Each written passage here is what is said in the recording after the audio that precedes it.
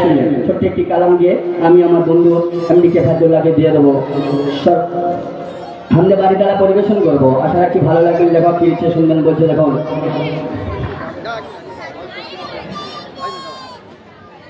আরশের মালিক যেই আল্লাহ, জমিনের মালিক সেই আল্লাহ। আরশের মালিক যেই আল্লাহ, জমিনের মালিক সেই আল্লাহ। আরশের মালিক যেই আল্লাহ, জমিনের মালিক সেই আল্লাহ। হায়াতের মালিক যেই আল্লাহ, মৌতের মালিক সেই আল্লাহ।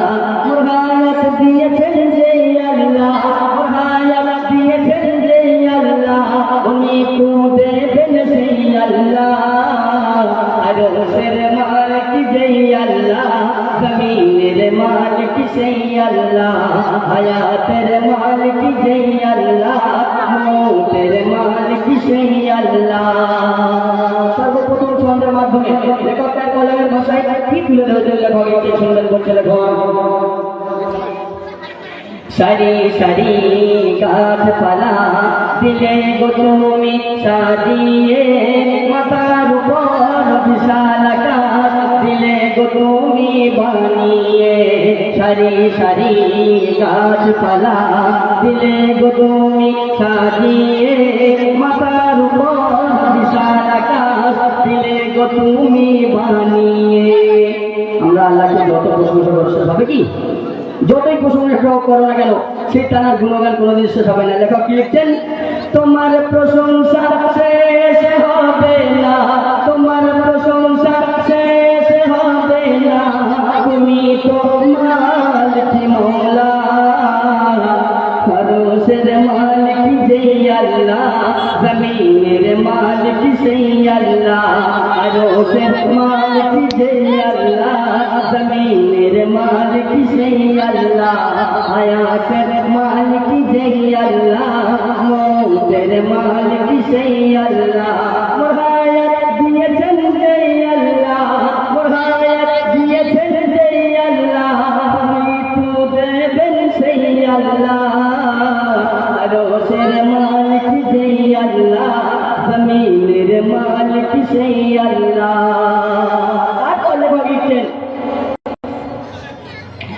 পাহাড়ে পর্বত নদী সাগর, পাহাড়ে পর্বত নদী সাগর, তুমি বানালে মোদের তরে। তোমার হুকুম ছাড়া প্রভু গাছের পাতা না নড়ে।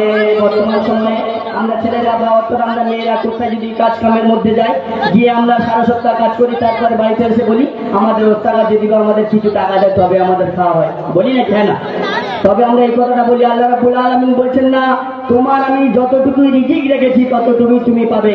রিজিকের দায়িত্ব আমি স্বয়ং খোদা নেব। কারণ যখন তুমি ফজরের নামাজ পড়ে যখন তুমি বাড়িয়ে যাবে, কাজের দিকে রওনার দিকে বাড়িয়ে যাবে, আমি আল্লাহ তোমার সারাদিনের রিজিকের জিম্মাটা আমি নিয়ে নেবো। সেই উদ্দেশ্য করে লেখক কি লিখছেন শুনবেন বলছে দেখুন। পাহাড়ে পর্বত নদী সাগর, পাহাড়ে পর্বত নদী সাগর, তুমি বানালে মোদের তরে। তোমার হুকুম ছাড়া প্রভু, তোমার হুকুম ছাড়া প্রভু গাছের পাতা না নড়ে। পাহাড়ে পর্বত নদী সাগর, তুমি বানালে মোদের তরে। তোমার হুকুম ছাড়া প্রভু গাছের পাতা না নড়ে। তুমি রব, তুমি সব, তুমি রব, তুমি সব, তুমি যে খালিক মওলা। আরশের মালিক যেই আল্লাহ, জমিনের মালিক সেই আল্লাহ।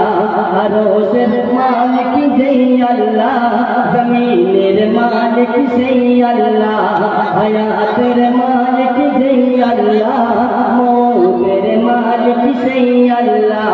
মুরাদ দিয়েছেন যেই আল্লাহ, মুরাদ দিয়েছেন যেই আল্লাহ, উনি তো দেবেন সেই আল্লাহ।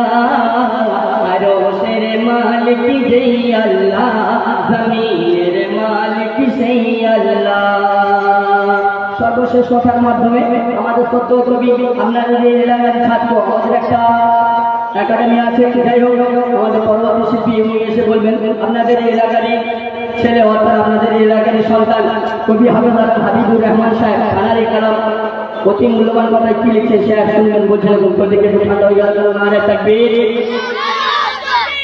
পুরো তো পোষা হয়ে গেল দিকে আরেকটু জোরে হবে না নারে তাকবীর আরেকটু জোরে হবে না নারে তাকবীর আরেকটু জোরে হবে কি নারে তাকবীর নারে তাকবীর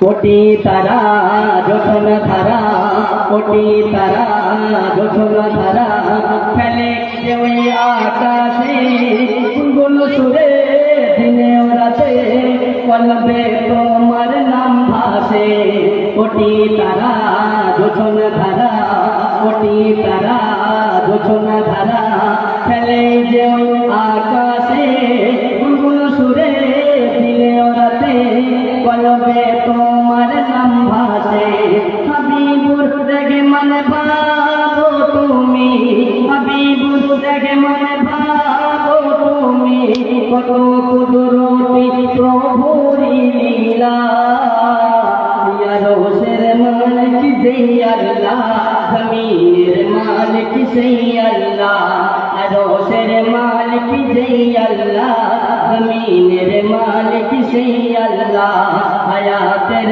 মালিক যেই আল্লাহ মৌতের মালিক সেই আল্লাহ মোর হায়াত দিয়েছেন যেই আল্লাহ মোর হায়াত দিয়েছেন যেই আল্লাহ মৃত্যু দেবেন সেই আল্লাহ রোশের মালিক যেই আল্লাহ জমিনের মালিক সেই আল্লাহ নারে তাকবীর আপনি জোরে হবে না নারে তাকবীর জোরে হবে কি নারে তাকবীর যাই হোক এরপরে আপনাদের সম্মুখে গজল পরিবেশন করবে আমার দোস্ত আমার বন্ধু এমডি কে ফায়জুল্লাহ।